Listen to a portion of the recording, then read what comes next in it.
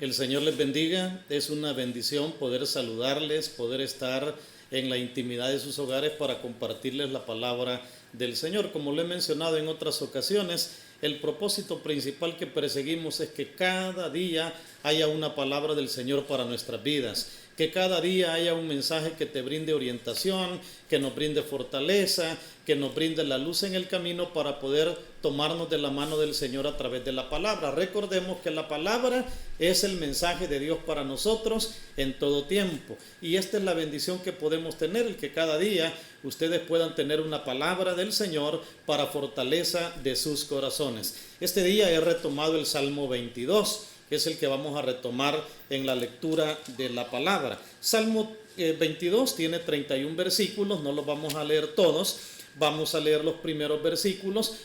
Al nomás usted comience a leerlos, se va a dar cuenta que son palabras bastante conocidas, y sí las va a encontrar conocidas, porque el Salmo 22 es un salmo que en lo que es la escritura poética se le llama un salmo mesiánico.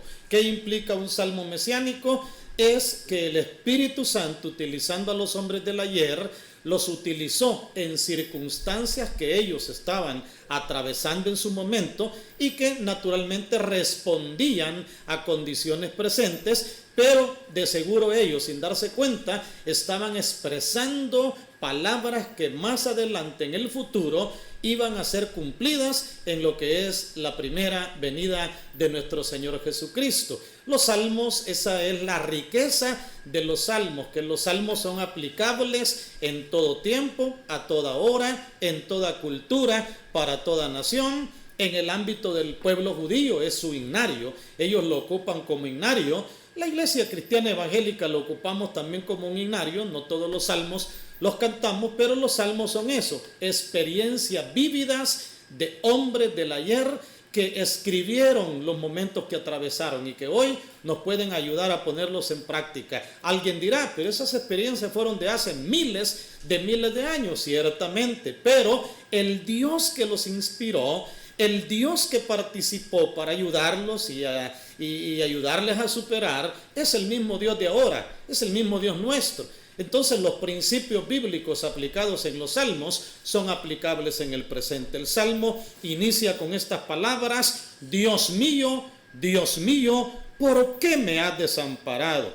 ¿Por qué estás tan lejos de mi salvación y de las palabras de mi clamor? Dios mío, clamo de día y no respondes, y de noche y no hay para mí reposo, porque tú eres santo, tú que habitas entre las alabanzas de Israel. En ti esperaron nuestros padres y tú los libraste. Clamaron a ti y fueron librados, confiaron en ti y no fueron avergonzados.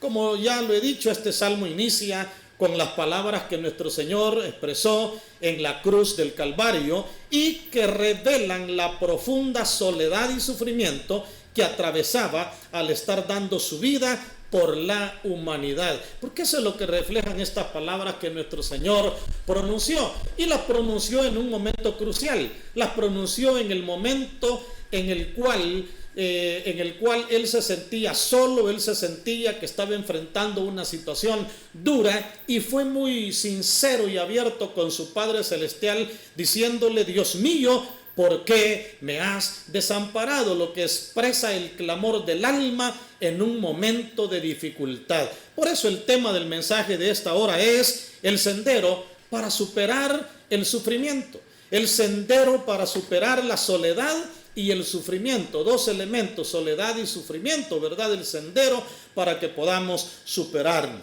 El Salmo 22 naturalmente surge de una experiencia de sufrimiento muy intenso. El que sufre se siente muy solo, abandonado, pero sigue confiando en Dios. Y ese es el momento que estaba atravesando más que todo el David, que fue el que escribió el Salmo 22. Este hombre estaba atravesando una etapa que no era fácil de enfrentarla. Definitivamente la soledad y el sufrimiento no son fáciles enfrentarlos. a esta misma hora probablemente haya alguien escuchando la palabra, clamando a Dios, sintiéndose solo y diciéndole: Dios mío, no hallo qué hacer con esta soledad, no hallo qué hacer con este sufrimiento, pero estás buscando la presencia del Señor. Te sientes solo, pero no has perdido la confianza en el Señor. Así que al examinar este salmo y al examinar los versículos, tal vez no de manera detallada por razones de tiempo, pero al examinarla vemos la actitud que toma David frente a la soledad y el sufrimiento. En primer lugar, los versículos 1 y 2 que ya hemos leído: clamor por socorro. Óigalo, clamor por socorro. El salmista no entiende por qué tiene que sufrir tanto. ¿Por qué Dios en ese momento, verdad? Él dice: Dios mío, ¿por qué me has desamparado? Él siente que Dios ha retirado su presencia y su protección. Es el grito de muchos que sufren, se sienten completamente solos y abandonados, y es el clamor que está sintiendo el salmista. Y esa es una de las bendiciones maravillosas y grandes que Dios nos ha dado, y es la libertad de poder clamar delante de Él. Al Señor no le quita la tranquilidad el que podamos ser sinceros delante de Él. De todas maneras, aunque no le digamos las cosas, Él ya las sabe. Él ya sabe si te sientes solo, aun cuando el Señor nunca te ha abandonado.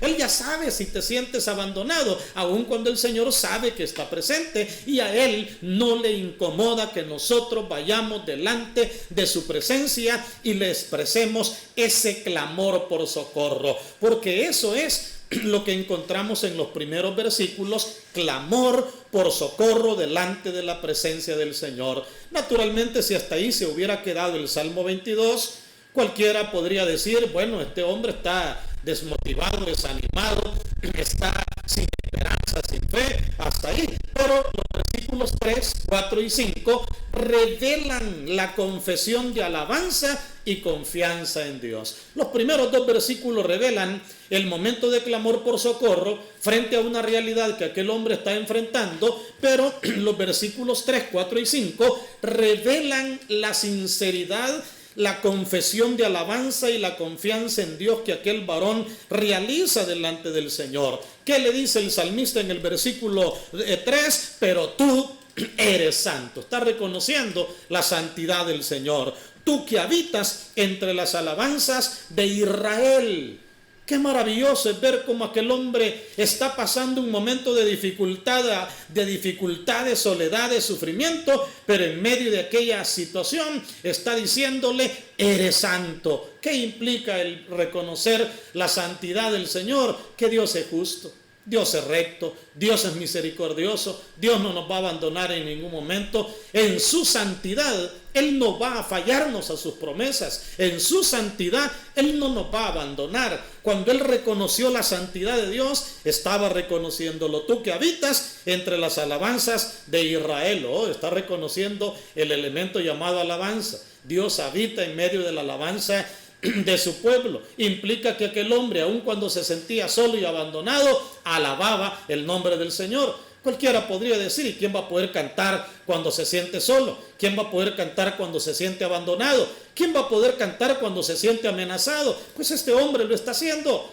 Este hombre está alabando el nombre del Señor, está confesando alabanza, está confesando confianza en Dios, está confesando que Él no va a flaquear en su fe. En el versículo 4 Él dice: en ti esperaron nuestros padres, esperaron y tú los libraste. Por eso está reconociendo la santidad de Dios. En ti esperaron nuestros padres y tú, dice, no los abandonaste. Ellos esperaron y tú los libraste. Confianza en el Señor. El que fue fiel en el pasado será fiel en el presente. En el versículo 5 Él dice: clamaron a ti y fueron librados. Confesaron, confiaron en ti y no fueron avergonzados. ¿Qué está diciendo Él? Clamaron y tú estuviste para oírlos. Confiaron y no fueron avergonzados. Está confesando alabanza, confianza, que su fe no va a flaquear. Y qué ejemplo más bonito es. Yo lo quiero dejar en tu corazón y en mi corazón.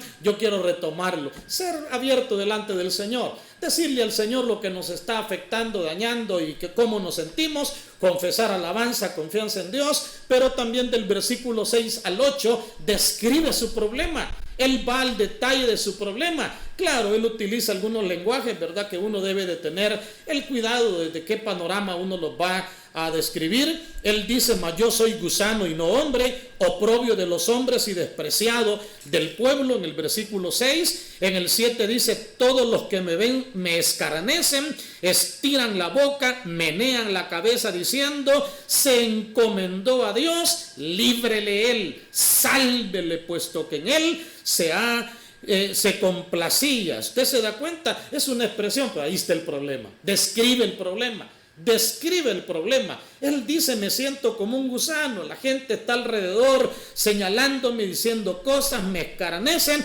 Está compartiendo en dónde está la batalla. En él había una batalla grande en el área de los pensamientos, en él había una batalla grande en el área del corazón, pero está siendo sincero delante del Señor. Gracias a Dios que el Señor sabe escuchar, el Señor sabe ponernos atención. Usted no va a encontrar en el Salmo que el Señor se ponga a regañarlo, a llamarle la atención, a reprocharle o a decirle: vos no tenés que sentirte un gusano, vos no tenés... No, el Señor lo escucha. Y usted ya se va a dar cuenta la manera en que en el mismo Salmo él expresa su problema, de cómo él se siente como un gusano aplastado, él se siente como despreciable por las circunstancias que se daban alrededor. La mayoría, por no decir todos, los seres humanos atravesamos etapas donde hay grandes batallas en el ámbito de la mente, grandes batallas en el ámbito del corazón. Pero por eso se llama el sendero, para poder superar y enfrentar la soledad y el sufrimiento, porque este varón, en lugar de irse a donde personas que no lo iban a entender y que quizá le iban a juzgar mal, él se va delante de la presencia del Señor, en primer lugar para clamar por socorro, en segundo lugar para confesar alabanza, confianza en Dios, en tercer lugar para describir su problema, en cuarto lugar apela a su relación con Dios. Apela a su relación con Dios. El versículo 9 en adelante dice: pero tú, el que fue el que me sacó del vientre, el que me hizo estar confiado desde que estaba en los pechos de mi madre, sobre ti fui echado desde antes de nacer, desde el vientre de mi madre, tú eres mi Dios. No te alejes de mí, porque la angustia está, porque no hay quien me ayude. Me han rodeado muchos toros, fuertes toros de Basán me han cercado. Qué lenguaje, ¿verdad? El que él está ocupando de la batalla en la cual él está describiendo el sufrimiento que él está atravesando, pero apela a esa comunión con Dios. El salmista apela a los propósitos de Dios en su vida. Dios lo ha llamado, había disfrutado de una comunión con Dios, está seguro que desde el vientre de su madre Dios ya tenía sus ojos puestos en él, está seguro que nació por voluntad del Señor,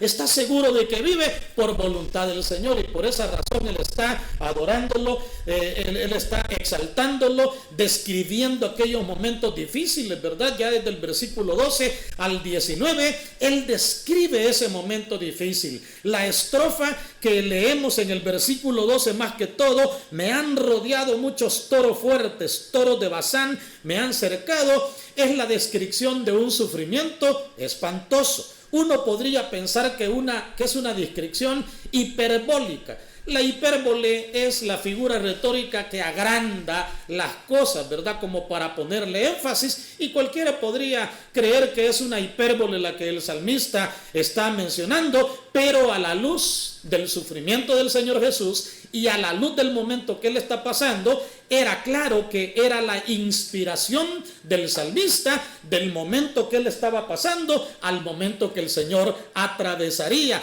Por eso vemos el siguiente punto: pide por auxilio, porque su situación no es fácil. Él está pidiendo por el auxilio de parte del Señor. Ya desde el versículo 19 vamos viendo que dice: mas tú, Jehová, no te alejes, y óigalo, fortaleza mía, apresúrate a socorrerme. Está pidiendo auxilio. Como en todos los salmos de súplica, el salmista clama a Dios por ayuda. Usa muchas figuras para hacer ver lo fuerte de su clamor. En el versículo 20 dice: libra de la espada mi alma, del poder y del perro mi vida, sálvame de la boca del león y líbrame de los cuernos de los búfalos. En el versículo 22 él dice: anunciaré tu nombre y a mis hermanos en medio de la congregación te alabaré. Él está clamando por auxilio, él está pidiéndole auxilio al Señor, pero a la vez está diciéndole: Señor, ayúdame, porque yo quiero ser canal de bendición también a otros. De veras, es maravilloso ver cómo el salmista, en medio de su situación,